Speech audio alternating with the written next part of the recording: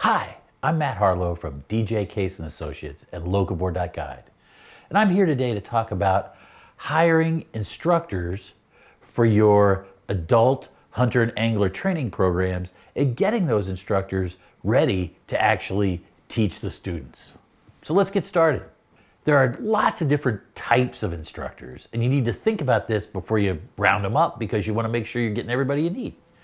So there's a classroom instructor who's going to get up there in front of the class and talk about things, and you can have one central class instructor that teaches sort of the glue of your entire program, right?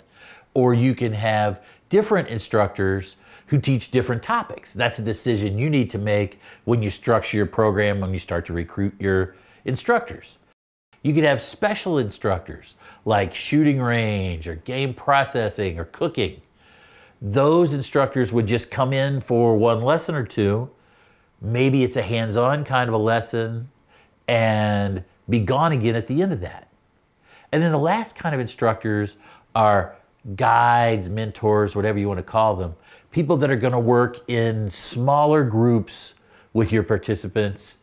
So say you've got 20 people in your classroom, you can't take 20 people out in the woods together and hunt deer unless you're going to have a drive. So if you've got 10 mentors and 20 people, then you've now got 10 teams of 3 going out in the woods that actually stand a chance. And that way these participants get that kind of one-on-one treatment, which is super important. And you've spread the labor out for yourself and made it practical to fish or hunt in that kind of small, practical size group. You need to clarify your instructor roles. Will this instructor be leading or assisting? Will they have to provide their own equipment? If they do provide their own equipment, is it just for them or is it for someone else? So if I need to provide a gun to go to the range and teach people how to shoot, but I'm going to be the only one that handles that gun, that's not that big a deal. If I have to let everyone in class handle my gun, maybe that's a different deal. Are there other materials and supplies that will have to be provided? It's not that you're telling them they have to provide it. It's just that you both need to be aware where it's coming from. You would hate your chef to show up to cook venison loins and he thought you were bringing the meat and you thought he was bringing the meat. Boom, there's no cooking lesson. Will they be developing their own syllabus or working around a syllabus that already exists? And most important of all, what are the learning objectives of whatever part of the class it is that they're responsible for?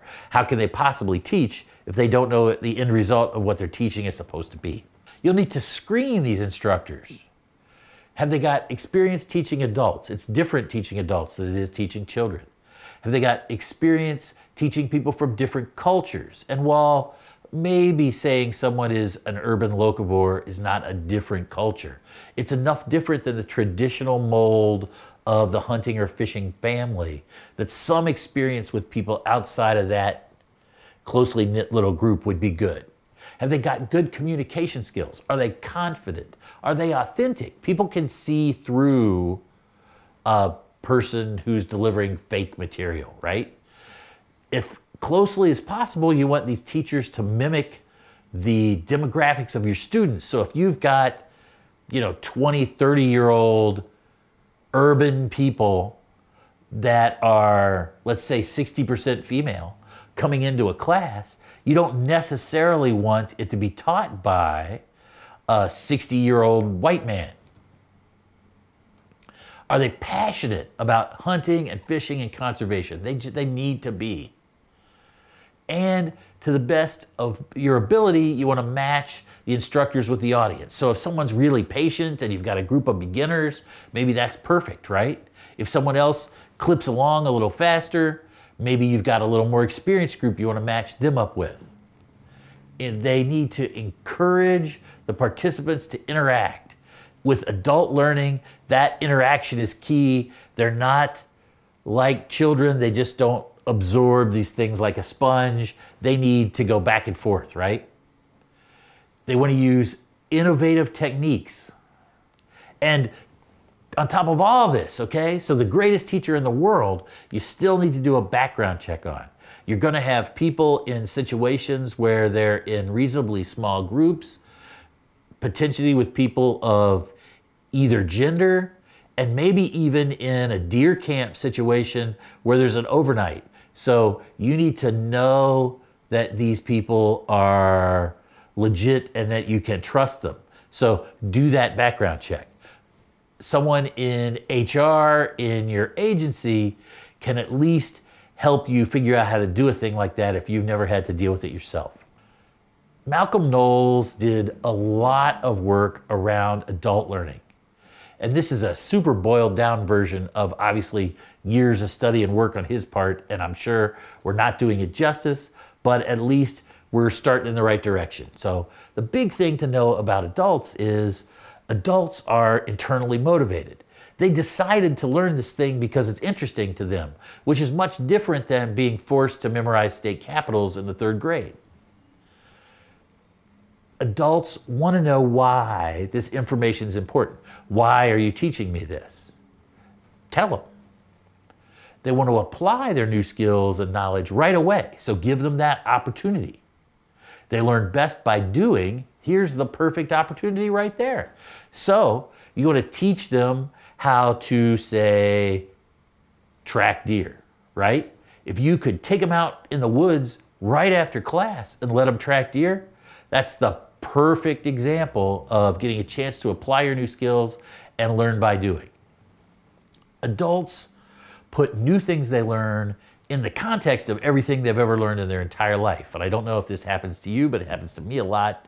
I'll learn a new thing and it clicks in my head with something that I've observed forever. That's why that happens.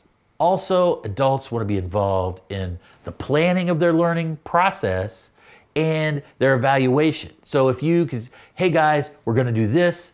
Do you want to go out back and do it in the woods, or do you want to do it here in class? Just give them that chance to weigh in and feel like they're helping direct their learning experience. What can you do to make adult learning sessions better? So first, simple stuff, right? Explain why you're teaching things. This is why we're going to learn this new fact. And ask them all the time what they just learned. So tell them why you're going to teach them something, ask them what they just learned. And if you go through that again and again with different people in your class, with the group at large, it'll help it all roll together for them. They also like a chance to reflect on what they just learned. So maybe at the beginning of class, you'll want to review what you learned in the last class. And even more importantly, say that you gave them a homework assignment. You asked them to go out in the woods behind their house and see if they saw any deer sign. You asked them to go to the sporting goods store and look at fishing reels. Whatever you asked them to do, ask them how it went right there together in the group. Who saw any deer sign? What did you see? Did anybody see a deer? Did anyone find a reel they really liked and buy one? Things like that. Have that conversation. Give them a chance to reflect on what they did on their own and share it with each other so that it has a little bit of a multiplier factor. Adults like to learn by doing through activities and things. So say you're teaching someone to do something like tie a knot. Don't just tie a knot in front of them, in front of the class. Give everyone a line and a hook and some swivels, and give them a chance to make their own little rig or learn to tie this knot or whatever. And what you'll discover is, as you give them all that and you give them a chance to try it, different people learn at different rates. And you'll need to watch that and make sure you sort of carry them along together so that the class moves as a whole, but yet people are allowed to learn at those different rates. And you want to acknowledge those different skill levels and maybe ask, Joel, you tie a mean knot.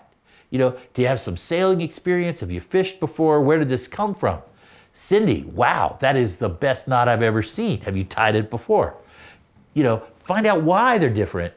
And if someone makes a mistake, they want to learn from that mistake. Adults want to learn from their mistakes so that they become a positive thing, not just a negative thing in the sense that a mistake is a negative thing. So again, let's go back to knot tying. I tie my knot, I give it a tug, it slips right through the hook. You can say that happens all the time when people don't tuck this last one through and pull it tight. That makes that negative experience into a positive experience. Lastly, adults need outside resources and outside time to help work a new idea into their mind, to work a skill into their mind. So give them homework, give them some videos to watch. There are a million great videos on Locavore.Guide that you can direct them to.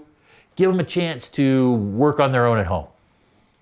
The outdoor recreation adoption model. The outdoor recreation adoption model is a process that we all sort of go through in our head when we take on a new leisure activity. So let's say, for instance, tomorrow you packed up and you moved to somewhere along the southern Mississippi for work, right? You're in a new town and you discover that people in this new town go down to the river on the weekend and noodle. They catch catfish under the edge of the bank, right? You've seen them do it on TV. So now you're aware of this new activity. So if you look here at the recruitment phase of the outdoor recreation adoption model, the first step is awareness. You obviously cannot start doing a new leisure activity that you don't know exists. So once you're interested in an activity, the next thing you're going to do is you're going to try it, right? So you try noodling, and one of two things is going to happen again. You're either going to go, nah, nope, not for me, or that was kind of fun, I think I'll try it again. That's that decision to continue. That's an important phase in this process. So you'll decide to continue, and maybe what you discover is the gang from work goes out noodling Fridays after the shift, right? So if you're going out noodling with these new people and they're teaching you and they're nudging you to go and asking you if you want to come along, now you're continuing with support. And that's a crucial thing, is that time when you're rusty at a thing and you're maybe not completely on board and you need that support to keep you going. At some point in time, something's going to click in your head and you're going to go, I'm a noodler. And that day is the day that you will start continuation without support, because you now self-identify as a noodler.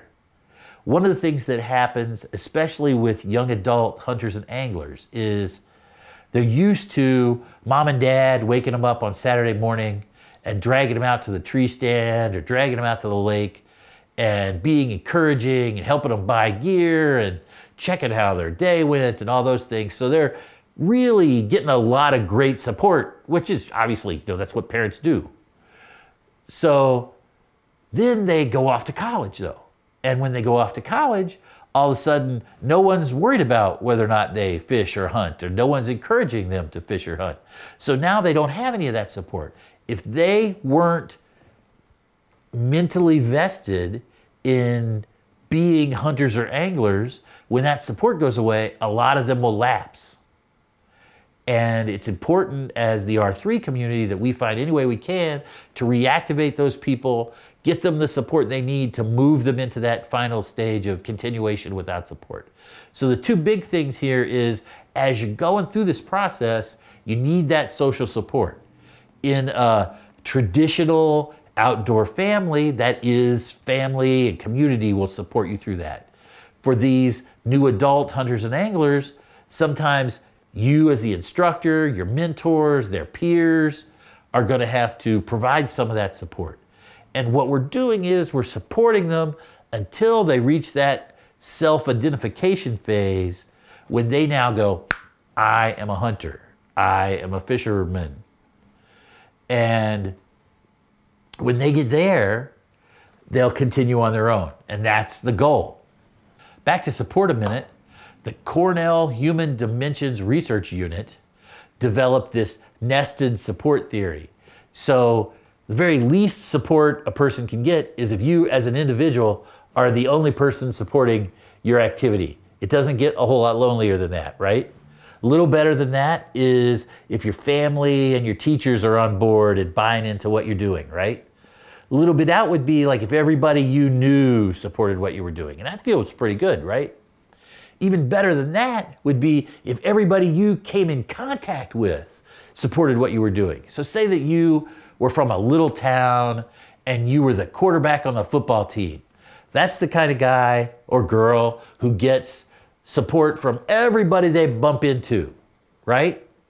Let's move it up another notch. Say you're going to get support from everyone in society.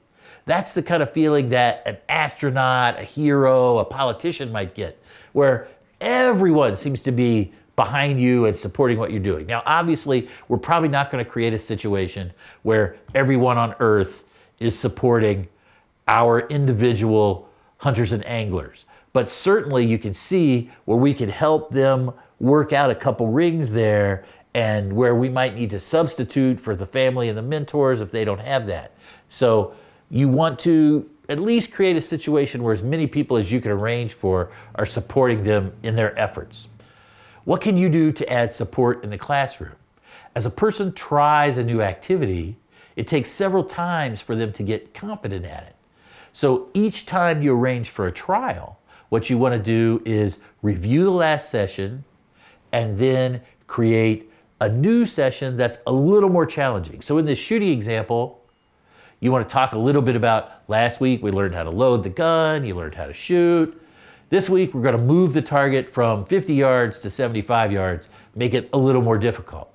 And in each session you want to ask this participant, how confident are you in firing this gun alone?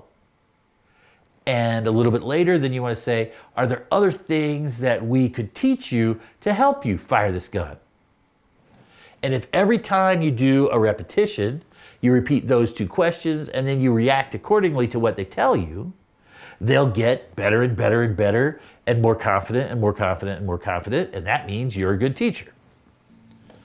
What else can you do in the classroom? One of the differences we talked about a little bit before is that these new adult hunters do not come from a typical outdoors hunting, fishing family where you get support from your family to become a hunter or an angler. So because of that, we need to try and create that situation in class. You want to foster support amongst the participants for each other. So that means group activities. Divide people up, and then the next time you divide them up, switch them around and divide them up differently so they've got a chance to interact with each other. Group activities outside of class. What you're trying to do is encourage these people to become friends so that automatically from their fellow participants, they sort of build a group of fishing or hunting buddies, depending on what direction we're going.